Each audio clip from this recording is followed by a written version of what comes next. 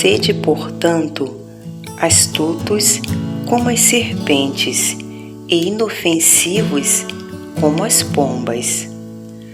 A capacidade da serpente de formar uma nova pele, calcificando uma parte da mesma, e sua habilidade de se desprender desta pele, quando isso acontece, fez com que o homem considerasse esse réptil um símbolo do poder do crescimento incessante e da autorrenovação. O homem é aconselhado a ser astuto como a serpente e aprender a se desprender de sua pele, de seu ambiente que calcificou a sua essência. O homem deve aprender a desprender-se e seguir em frente, aprender como se livrar do velho, aprender a morrer para o velho e ainda saber, assim como a serpente, que certamente esse não será o seu fim. O homem ainda não aprendeu que tudo o que está fora do seu corpo físico também é uma parte de si mesmo, que todas as condições de sua vida e de seu mundo são apenas uma transição do seu estado de consciência.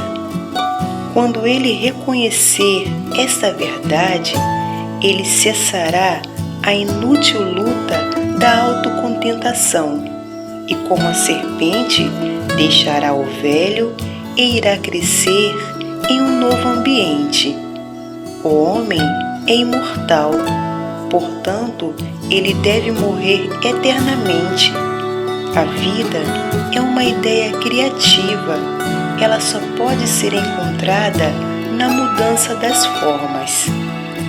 Nos tempos antigos, as serpentes também foram associadas como as guardiãs do tesouro ou da riqueza.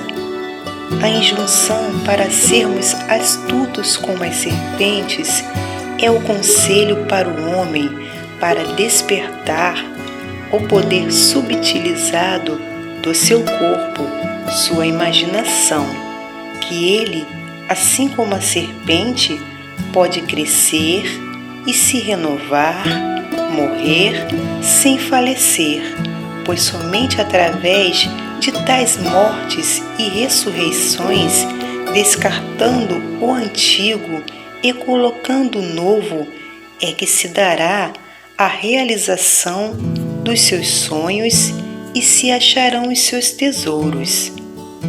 Assim como a serpente era o mais astuto de todos os animais do campo que o Senhor Deus criou, da mesma forma, a imaginação é mais sutil do que qualquer criatura dos céus criada pelo Senhor. A imaginação é a criatura que foi sujeita à vaidade não por vontade própria, mas por causa daquele que a sujeitou. Nós somos salvos pela esperança, mas a esperança que se vê não é esperança, pois se o homem vê algo, por que por ele espera?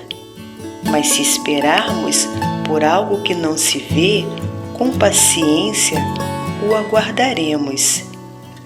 Embora o homem exterior ou natural dos sentidos esteja interligado com o seu ambiente, o homem interior da imaginação ou espiritual, portanto, não está atrelado.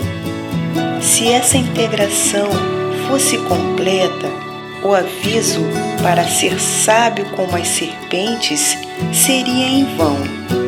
Se nós fôssemos completamente interligados ao nosso ambiente, não poderíamos retirar a nossa atenção das evidências dos sentidos e nem nos sentiríamos na sensação do desejo realizado, com a esperança de que esse estado invisível possa se solidificar em nosso novo ambiente. Porém, existe um corpo natural e um corpo espiritual. O corpo espiritual da imaginação não é interligado com o ambiente do homem. O corpo espiritual pode separar o homem dos sentidos externos e colocá-lo a imaginar-se a ser o que quiser ser. E se ele permanecer e for fiel à sua visão, a sua imaginação vai construir um novo ambiente para que esse homem possa viver. Isto é o que se entende na instrução. Eu vou para preparar-vos um lugar, e se eu for e vos preparar um lugar, eu voltarei e vos tomarei para mim, para que onde eu estiver, estejais vós também. O lugar que está preparado para você não precisa ser um lugar no espaço. Pode ser saúde, riqueza, companheirismo, tudo o que você deseja neste mundo. Agora, como esse lugar é preparado? Você deve primeiro construir, assim como na vida real, uma representação mais próxima daquilo o que você deseja ver, ouvir e fazer. Caso você estivesse fisicamente presente e fisicamente em movimento neste lugar. Então, com seu corpo físico imobilizado, você deve imaginar que você está, na verdade, neste lugar e que está vendo e ouvindo e fazendo tudo o que você pode ver, ouvir e fazer, como se você estivesse realmente lá fisicamente. Isto tem que ser feito repetidamente até que isso alcance os tons da realidade. Quando for natural, o lugar estará preparado como novo ambiente para o seu eu físico e exterior. Agora você pode abrir seus olhos físicos e retomar ao seu estado anterior. O lugar agora está preparado e onde você esteve na imaginação, lá você haverá de estar em corpo também. Como este estado imaginado se realizará fisicamente, não cabe ao homem natural ou exterior saber. O corpo espiritual, no seu retorno do estado imaginado para o seu antigo estado físico, cria uma ponte invisível de eventos que ligarão os dois estados. Embora o curioso sentimento de que o estado era real e que estava realmente lá se vai assim que você abre os olhos no seu velho ambiente habitual, entretanto, você estará assombrado com a sensação de uma identidade dupla, com o conhecimento que há um corpo natural e que há um corpo espiritual. Quando você, o homem natural, tiver tido esta experiência, você vai automaticamente cruzar a ponte de eventos que o levará à realização física do seu estado invisível que foi previamente preparado.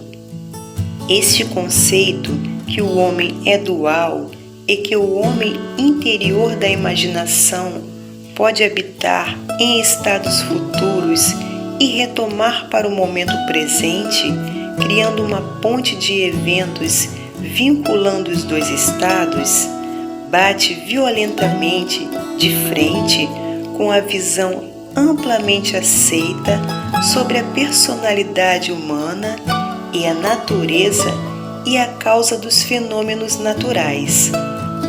Tal conceito exige uma revolução nos seus atuais conceitos sobre a personalidade humana, sobre o espaço, o tempo e a matéria.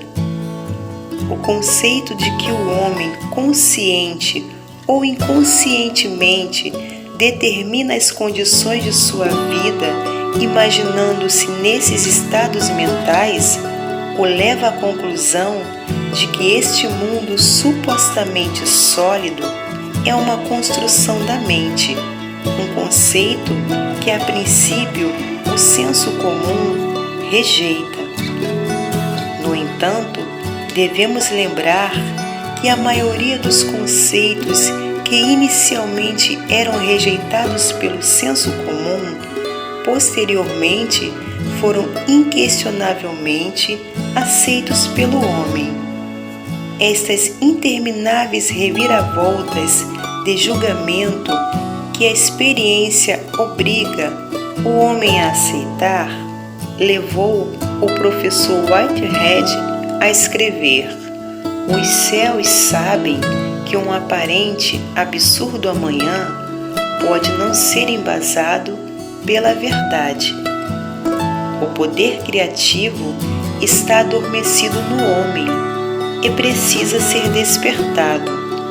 Desperta tu que dormes e levanta-te dentre os mortos. Acorde do sono que te diz que o mundo exterior é a causa das condições de sua vida. Ressuscite do passado morto e crie um novo ambiente. Não sabeis vós que sois o templo de Deus e que o Espírito de Deus habita em vós? O Espírito de Deus em você é a sua imaginação, mas esta dorme e precisa ser despertada para que você se eleve sobre os limites dos sentidos, onde você tanto tempo permanece ocioso. As infinitas possibilidades que se abrem a você à medida em que você se torna astuto como a serpente estão além de qualquer medida. Você escolherá as condições ideais que você quer experimentar e qual o ambiente ideal você quer viver.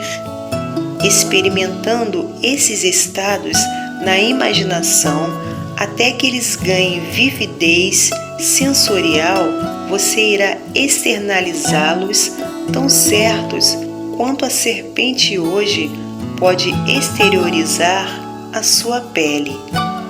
Depois que você sobrepor-lhes, em seguida você irá descartá-los tão facilmente como a serpente se desfaz de sua pele.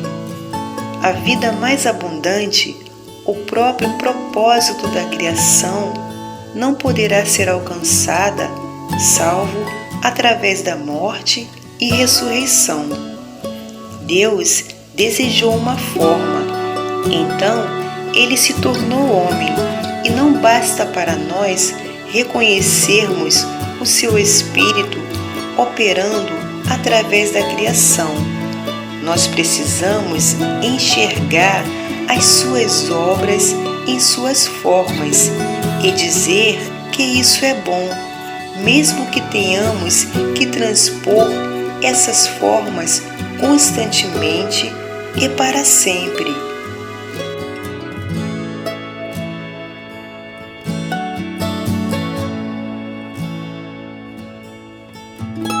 Ele se eleva através das vastas nuances do prazer, aonde se arrebatam as batidas do peito, perto de um fim que sim regressa, porque o seu toque é infinito e presta uma direção para todos os fins.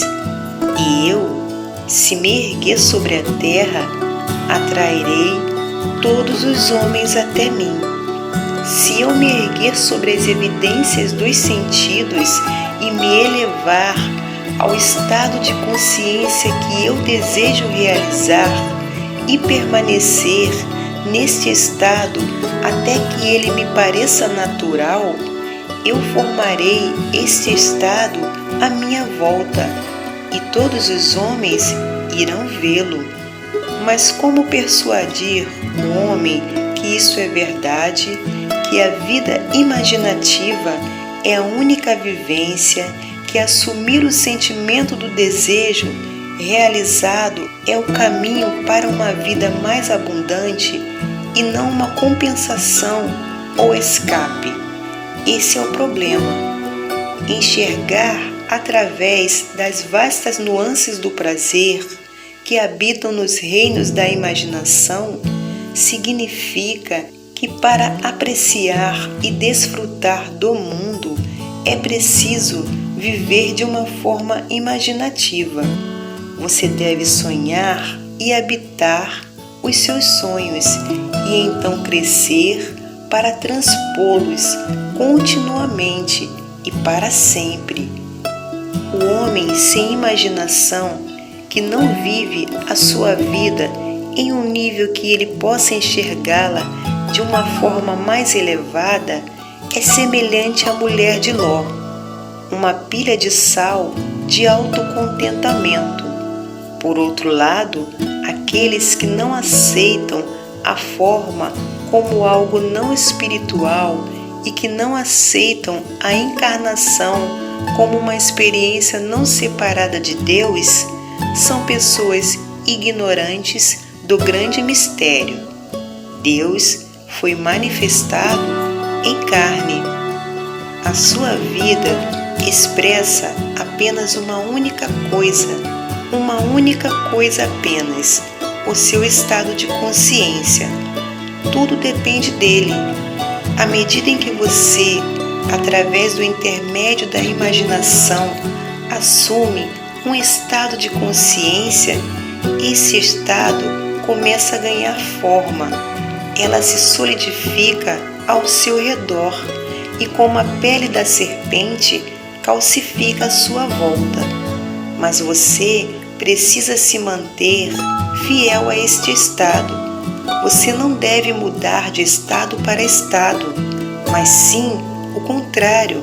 Você deve esperar pacientemente pelo estado invisível, até que ele ganhe forma e se torne um fato concreto. Paciência é necessária, mas a paciência se torna algo fácil depois que você tem o seu primeiro sucesso. E desfazer-se do velho é crescer para o novo, pois adquirimos a capacidade de esperar conforme nós somos recompensados pela compreensão adquirida. A compreensão é o segredo da paciência. Perceba a alegria natural e espontânea e o júbilo que se encontra ao enxergar o mundo. Como Blake disse, não pelo olhar, mas através dele. Imagine que você está vendo o que você quer ver e permaneça fiel à sua visão. Sua imaginação moldará para si uma forma correspondente para que ela possa viver. Todas as coisas são feitas pelo poder da imaginação. Nada se inicia senão pela imaginação do homem, de dentro para fora. Esta é a lei do universo. Como dentro, assim é fora. O homem se volta para fora em busca pela verdade, mas o essencial é olhar para dentro. A verdade está dentro de nós mesmos. Não é preciso recorrer às coisas externas ou a qualquer coisa que você acredite. Há um centro mais íntimo em todos nós, onde a verdade habita em plenitude, e para conhecê-la, prefira encontrar uma saída por onde esse esplendor aprisionado possa escapar do que abrir uma entrada para uma luz que supostamente está ausente. Browning Paracelsus. Acho que você ficará interessado em um exemplo de como uma jovem mulher se livrou da pele do ressentimento ao substituí-la por um tipo muito diferente de pele. Os pais desta mulher tinham se separado quando ela tinha 6 anos de idade e ela morou com a mãe dela. Raramente ela via o seu pai, mas uma vez por ano ele a enviava um cheque de $50 para o Natal. Após o seu casamento, ele aumentou o valor do presente de Natal para $100. Depois de uma de minhas palestras, ela estava refletindo sobre a minha declaração de que a suspeita do homem em relação ao próximo é apenas uma medida de sua própria falsidade. E ela reconheceu que por anos ela tinha mantido um ressentimento em relação ao seu pai. Naquela noite, ela resolveu abandonar o seu ressentimento e repor um sentimento mais tenro em seu lugar. Na sua imaginação, ela sentiu que ela estava abraçando seu pai de forma calorosa. Ela fez isso várias vezes até que ela alcançou o espírito no seu ato imaginário e então ela adormeceu em um estado de espírito de muita alegria. No dia seguinte, calhou que ela estava passando por uma seção de pele de animais em uma grande loja de departamento na Califórnia. Já havia algum tempo que ela estava considerando a ideia de ter um novo cachecol de pele, mas sentia que ela não tinha condições de pagar por um. Desta vez, seus olhos vidraram em um cachecol de Doninha Maltês e ela o pegou e experimentou. Depois de se sentir e se ver nele, relutante, ela tirou o cachecol e devolveu ao vendedor, dizendo que ela realmente não podia se dar a esse luxo. Quando ela estava saindo da loja, ela parou e pensou: Neville diz que podemos ter tudo o que desejamos, se conseguirmos sentir a sensação de já ter o que queremos. Na sua imaginação, ela colocou o cachecol, sentiu a realidade e imaginou-se finalizando a sua compra enquanto ela ainda o vestia e desfrutava dele. Esta jovem mulher nunca chegou a associar essas duas ações imaginárias. Na verdade, ela quase tinha esquecido que as tinha feito, até que algumas semanas depois, no Dia das Mães, a sua campainha tocou inesperadamente. Lá estava o seu pai. Quando ela o abraçou, lembrou-se da sua primeira ação imaginária. Quando ela abriu o pacote que ele tinha lhe trazido, o primeiro presente dado nestes muitos anos, ela se lembrou da sua segunda ação imaginária, porque na caixa havia um lindo cachecol de Doninha Maltês. Vós sois deuses e filhos do Altíssimo, todos vós. Sede, portanto, astutos como a serpente e inofensivos como as pombas.